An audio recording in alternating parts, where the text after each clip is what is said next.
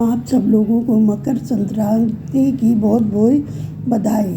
चल पिता एकादशी एक साथ अब कैसे खाएंगे चावल की खिचड़ी, ये रहा तोड़। 14 जनवरी को मकर संक्रांति का त्यौहार मनाया जाएगा। संयोगवश इस दिन एकादशी भी है। मकर संक्रांति पर षटतिला एकादशी का संयोग करीब 23 साल बाद बना है। इससे पहले यह संयोग साल 2003 में बना था। हालांकि यह दुर्लभ संयोग एक असमंजस की स्थिति पैदा कर रहा है। मकर संक्रांति पर चावल से बनी खिचड़ी दान करने और खाने की परंपरा है। यही कारण है कई जगह पर मकर संक्रांति को खिचड़ी भी खा जाता है, जबकि एकादशी के दिन चावल खाना वर्जित है। अब सवाल उठता है कि एकादशी के दिन मकर संक्रांति पर खिचड़ी दान करें, भोग कैसे बनाएं।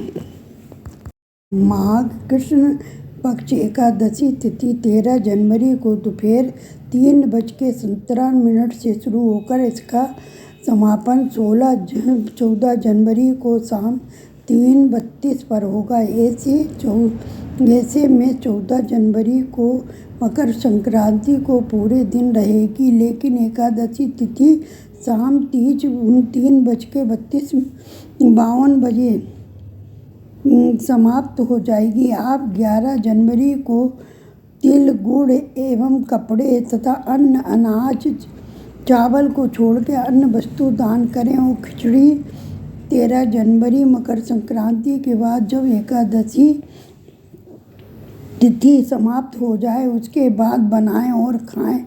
खिचड़ी के स्थान पर तिल गुड़ का सेवन करें ताकि एकादशी का व्रत और मकर संक्रांति का पुण्य दोनों का ही लाभ मिले, क्योंकि एकादशी पर चावल खाना निषेध है। 14 जनवरी को मकर संक्रांति है। इस दिन सूर्य उत्तरायण के हो जाएंगे। पानी इस दिन में सूर्य उत्तरायण दिशा की ओर भ्रमण करेंगे। शास्त्र में उत्तरायण को देवताओं का काल माना जाता है और देवताओं में काल के लिए गए किसी भी संस्कार का फल कई गुना अधिक शुभ होता है। मकर संक्रांति के दिन सूर्य देव की आराधना को विशेष फलदायी मानी गई है। इस दिन सूर्योदय के पहले पवित्र नदी में स्नान करके डुबकी लेना चाहिए। आदमी के सारे पाप नष्ट हो जाते हैं, जिसके लिए नदियाँ घाट पर संभव नहीं हो तो लोग घर में ही स्नान में बाल्टी में गंगा जल, काले तिल मिलाकर स्नान करते हैं। इसके बाद तांबे के लोटे में जल, लाल फूल, अक्षत और काला तिल मिलाकर सूर्य देव को अर्घ्य अर्पित करते हैं। अर्घ्य देते समय ओम सूर्याय नमः, ओम सूर्याय नमः, ओम गणेशाय नमः का मंत्र जाप करें। आखिरी में आपकी क्षमता के अनुसार सब जरूरतमंदों को तिल, गुड़, कम्बल, चावल, वस्त्र आदि दान करें और जो भी संभव हो सके पैसा, रुपया आदि दान। संक्रांति में सुहाग कुंडा भरने की विधि है और रीति रिवाज है। मकर संक्रांति के दिन सारे नियम दान से नियम लिए जाते हैं।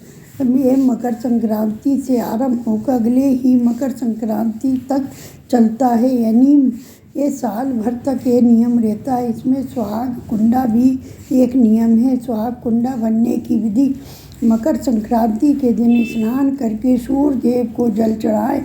इसके बाद सुहाग कुंडा भरने का संकल्प ले। एक लोटे में सुहाग की कम से कम 5 सामग्री डालें और अधिक से अधिक सामर्थ्य अनुसार भरें। लोटे में चूड़ी, सिंदूर, बिंदी, पैसा और मिठाई जरूर रखें। हाथ में जल लेकर 3 बार आचमन चारों ओर फेरें और सौभाग्य की कामना करते हुए इस कुंडे को दान करें। पहला कुंडा घर सौभाग्य की कामना करते हुए इस कुंडे को दान करें। पहला कुंडा घर की सुहागिन बड़ी महिलाओं को दान करना चाहिए, जैसा सासू माँ, जिठानी, ताई इत्यादि।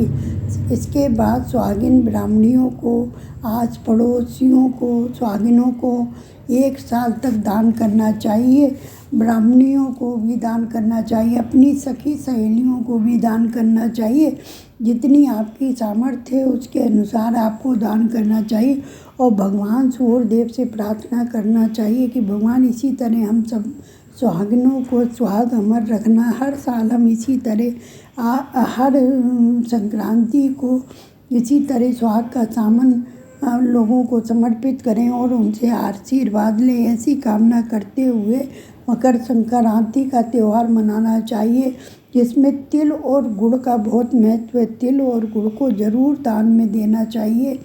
ये बहुत ही अच्छा और बहुत ही बढ़िया माना गया। सूर्य भगवान को जल चढ़ाएं, उसमें भी आप गुड़ और तिल ज़रूर डालें लोटे में और पुष्प डाल लोटे में लाल पुष्प डालें, उसमें थोड़ा सा रोड़ी डालें और थोड़ा तिल गुड़ डाल के सूर्य भगवान को अर्घ दें। बहुत ही अच्छा होता है। इस दिन घर घर में लोग बच्चे लोग खूब पतंग उड़ाते हैं और पतंग का भी त्यौहार है। इसमें तरह तरह के लड्डू बनते हैं घर में और तिल का बहुत ही ज़्यादा इसमें महत्व है। सब लोग तिल का